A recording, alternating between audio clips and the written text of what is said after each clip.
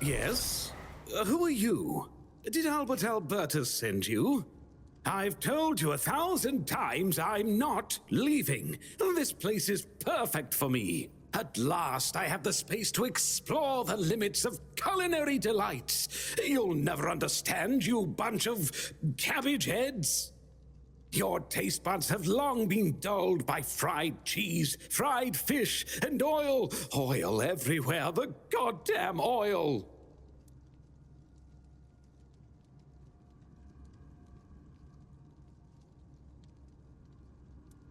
Oh, so you're not one of Albert's yes men. I hope you'll forgive this egregious lapse in my manners. I never thought that after the entrance was buried, anyone unfamiliar with my situation would find their way here. But first things first. My name is Rumpold Fenini. I used to be the most renowned chef in Camelot, but now I am an outcast. Doomed to forever search, misunderstood by plebeians with no taste. I've discovered, no, I've reached the limits of taste. And when I gazed into that abyss, I realized that all my past efforts were doomed to fail. You see, the logical conclusion of creating the most delicious food is something that flips the pleasure of eating on its head and brings it to the other side.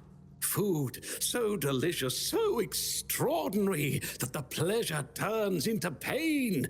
Because, you see, it's only through pain that we can truly reach pleasure. Now, listen carefully. Sour herring and cheese. Sour herring with cheese. Perhaps, but it's not supposed to sound, it's supposed to be seen. For what is virtue if you don't first know vice? This experience is meant to embody the essence of flavor transgression. Culinary norms and rules, they're nothing but simple amusements for the masses, limitations meant only to expose the cracks within them. Why don't you try it yourself? Though I must warn you, there's no turning back from this path.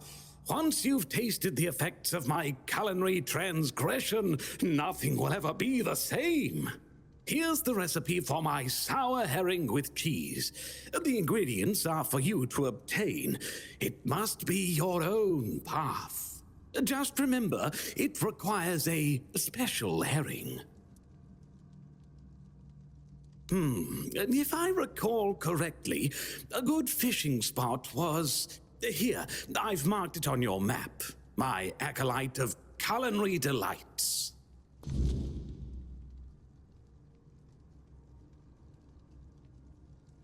Oh dear, I could ask what year it is, but honestly, I don't find it terribly important. I finally found my place and purpose. Time holds no meaning for me. Does he now? Why? I can't think of any reason, Sorry? Oh, a change in command then. Interesting. I do hope Captain Hubert is well. He was very kind to me when I stayed at the Keeper's Fortress. Thank you for opening the buried entrance. The fresh air is quite revitalizing. You really can't eat properly when it's so stuffy.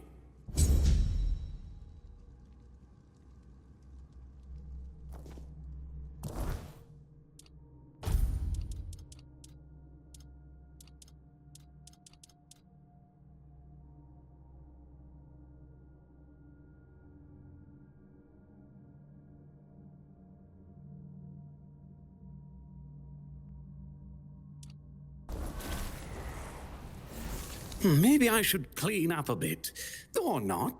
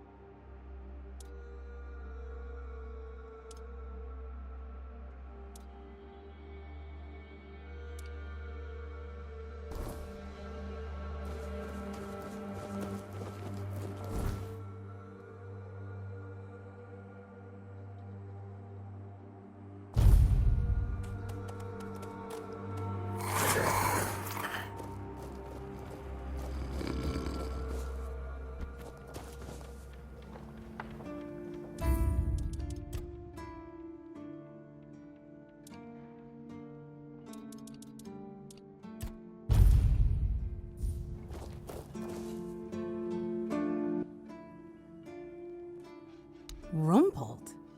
What are you talking about? You found someone alive in there?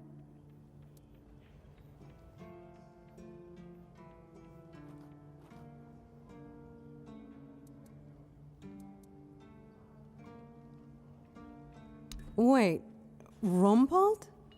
The one who disappeared centuries ago? The chef obsessed with herring and cheese?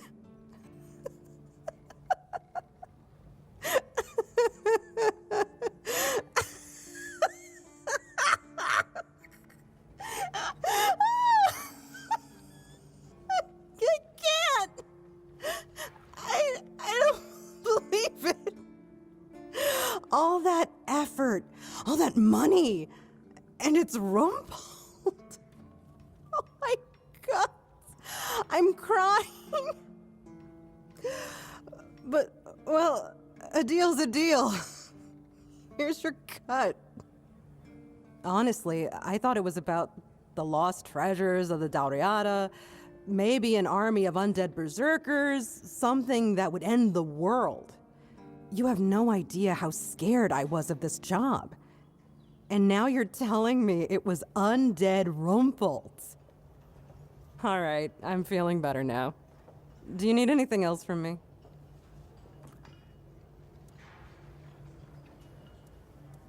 If only. I can't get in touch with Brandon. And it seems that he gave the order to keep me here. Precisely here, right in this damned spot. And I'm afraid, if I stay here any longer, some of those geezers might actually drop dead. Don't get me wrong, I quite like this place. The air is crisp, the sea is calming. It's true, the company could be better, but I wouldn't mind living here one day. Only a keeper is allowed to own property in the Horns of the South. I looked it up. It's an actual law, not just something Brandon made up so I'd stop breathing down his neck. So unless I grow a pecker overnight, it'll never happen. I used to love it when I was younger. It felt like an adventure. Like I was a brave heroine venturing into the dangerous world. But it gets boring after a decade or two. Eventually, you start feeling like you haven't had time to sit down since the moment you left. The dangers of the road stop becoming exciting. They become real. And before you know it, your entire life has slipped through your fingers. Life goes by so fast when you're always on the move. You keep thinking you have time for everything. Until you don't.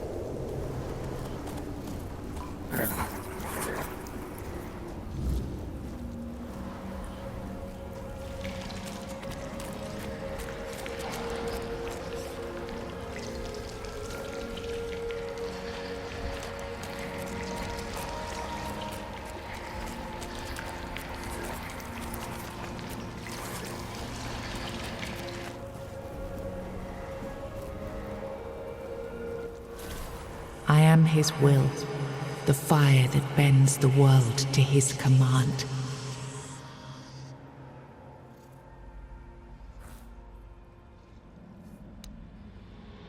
I am the blade that shapes kings and shatters tyrants.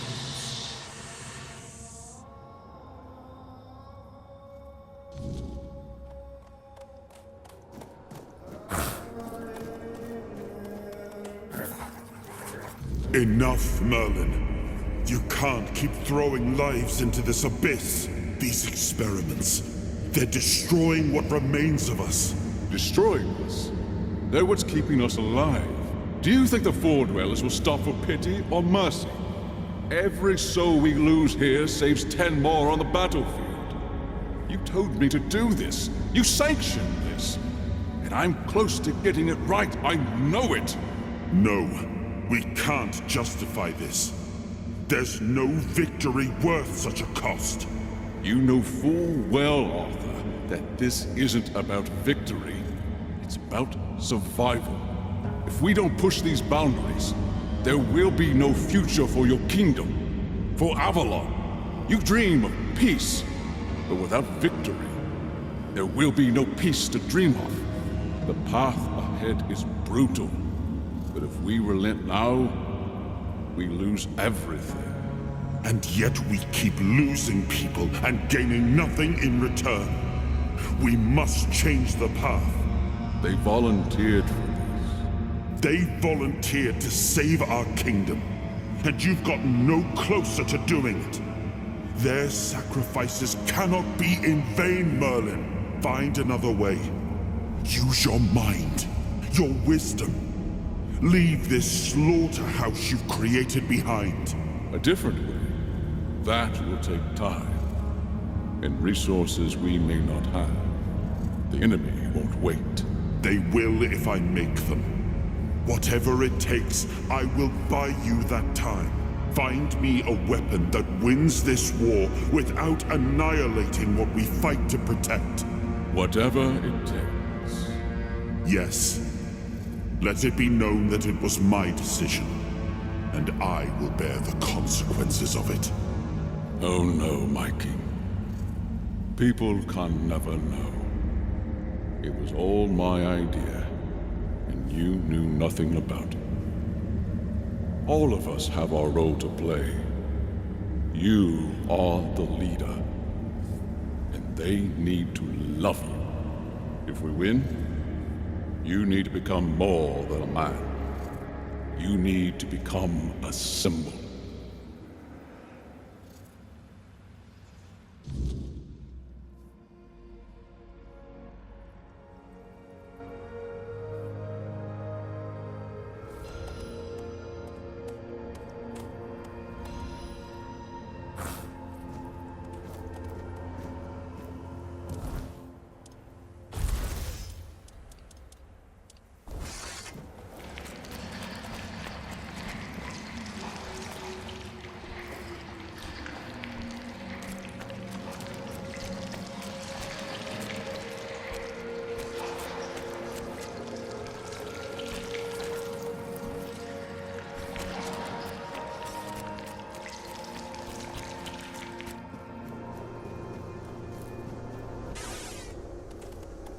Now, I remember.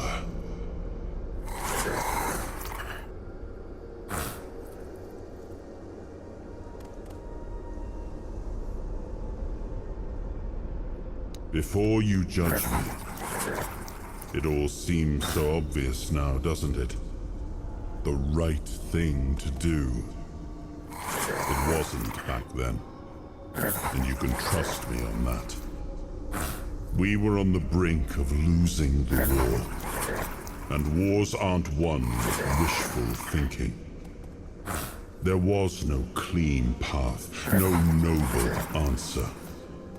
Only the weight of reality pressing down on our necks. Something had to be done, or everything we fought for would have been in vain. And in the end, the ones who stepped forward, who chose to pay the price, made it possible.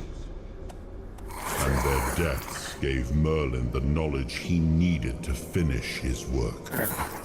To find something that could really turn the tide in our favor.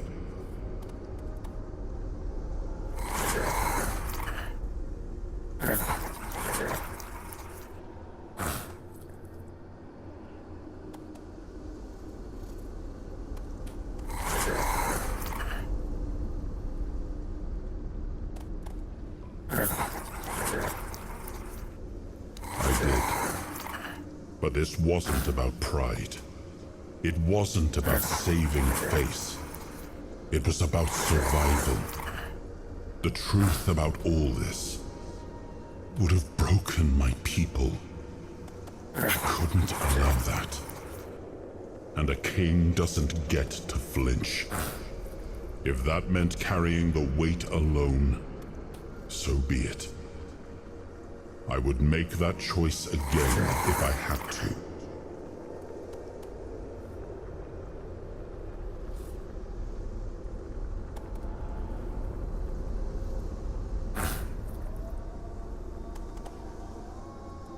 Justified? No. Justification is for those who have the luxury of doubt. And I had a kingdom to save. They were brave men who volunteered their lives, just as they did every time we rode onto the battlefield. The difference was that if Merlin succeeded, one man's sacrifice could have saved us all, could have ended the war before more blood was spilled. If sacrificing a few meant the survival of all, then there was no choice at all. Maybe they never saw justice. Maybe their real stories were erased from history. Call it cruelty. Call it madness. But if I'd done nothing, there would be no Avalon left to argue over. But the kingdom still stands. The people live. And that has to mean something.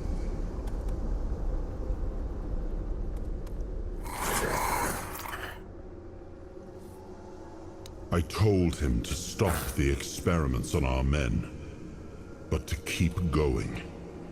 And he did. He started experimenting on the Four Dwellers, the enemy. If their bodies could be broken down, their power turned against them, wasn't that their own doing? Wasn't that fair? So he figured out how to twist the Four Dwellers' power into something we could wield. I told him to conquer the weirdness. And in the end, he did.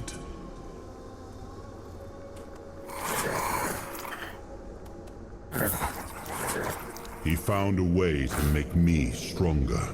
Stronger than any man had the right to be.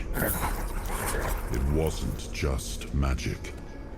It was something deeper, older. A force that reshaped me. And with it, we won. The war ended. Avalon was ours. The bloodshed stopped. The banners were raised. And the kingdom stood safe. That's the question, isn't it? I keep thinking about Seawall. He was ready to pay the ultimate price for what we were fighting for. And I thought he did. I grieved him. Told myself his sacrifice had meaning, that he had given his life for Avalon. And now, after all these years, finding him like this, I told myself I carried the weight of my choices. But seeing him, I wonder if I ever truly did.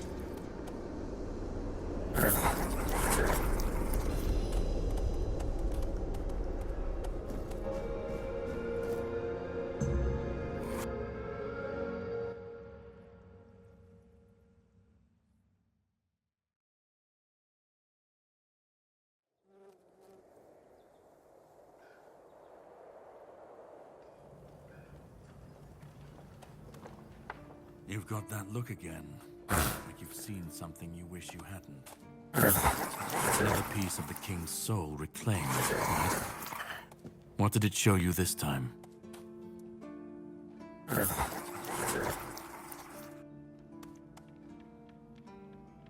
The weirdness. The king thought it could save us. Merlin thought it could be controlled. Together, they were willing to tear the world apart to win. I was a prototype for Merlin's latest idea, immortality. Me and Seawall, the king's loyal pawns. Used and discarded when they found a better way. When they decided to go even deeper into their madness and turn our king into a monster.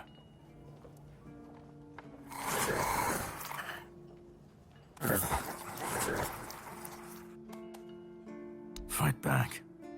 Against who? Merlin? The king? You don't fight gods when you're just a pawn on their board. You endure. You wait. And when the time comes, you either break, or you're left to clean up their mess. That's what I do. What I've always done.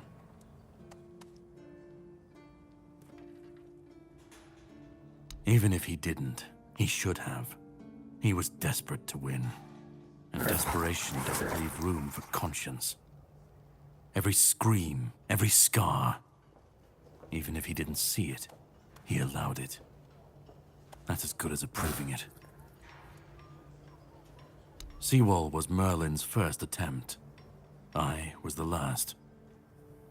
We could say I was lucky, but to say that would take a truly macabre sense of humor, don't you think?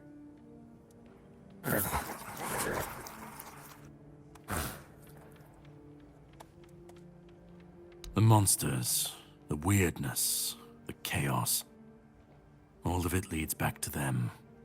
We're left in the ruins of their grand plans, trying to uphold their ideals, fighting for what never was. It's time to bury all these fairy tales in a well-deserved grave. And that's what I do. Of course he'd say that. There's always a scapegoat and a convenient excuse for men like him. But it doesn't absolve him. Not when he was the one who unleashed this madness on all of us. He wanted victory, no matter the cost. And when you want something that badly, you stop looking too closely at what's being done in your name. And, after all, who said we were supposed to win this war? Who said we were supposed to survive?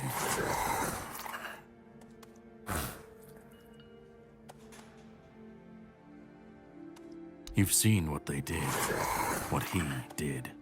And that's not the end of the story. It's not the extent of their sins. Find the pieces of his soul. Put him back together, if that's what it takes. And then we, or I alone, if you decide to define me, can end the cycle. Either way, we will get to his resurrection. I've seen it too many times to believe the cycle will be broken before it happens. But know this, once he's whole, Arthur's power, his mistakes, and his madness will all return. And when that moment comes, I'll be there. Whether to stand with you or step over you. The choice is yours. Just remember that when that happens, and you stand by his side, there won't be room for both of you.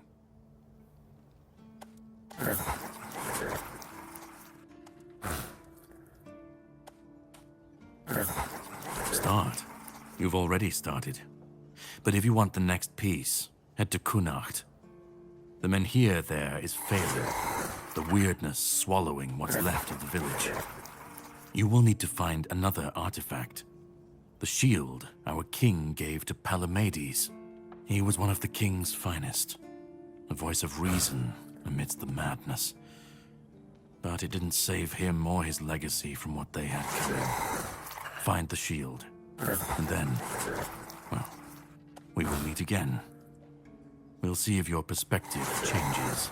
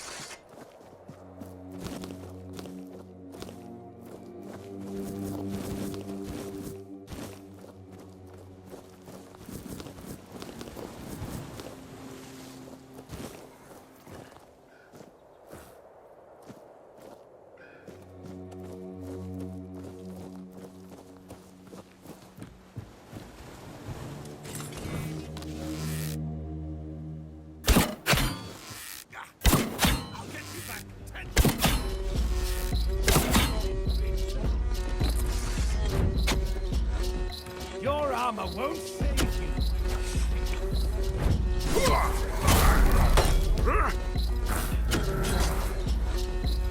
My arm has never failed me. I see fear in your eyes.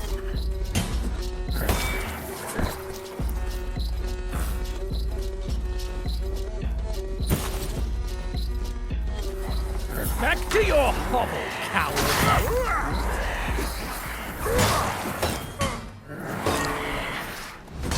Your armor won't save you.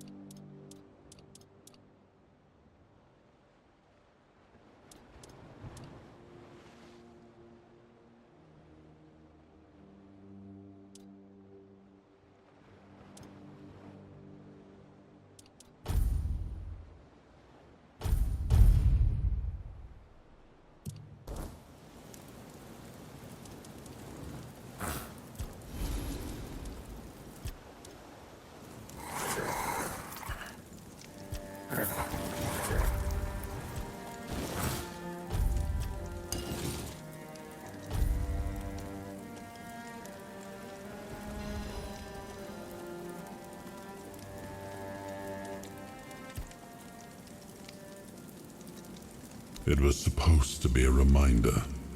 The sword was never just steel. It was a symbol of what we stood for. Strength, justice, the will to carve a path forward. A weapon, yes, but also a promise. I wanted them to remember, to fight for those ideals, to uphold them, even when I was gone. Even when there was no king left to lead them.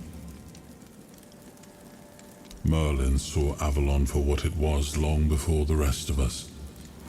He told me that Tintagel wouldn't hold, not forever. That the wyrdness would gnaw at our walls, at our minds, at our very bones, until nothing human remained. But he still fought to map a way forward. To carve some sense into this land. And in the end, the land swallowed him whole anyway.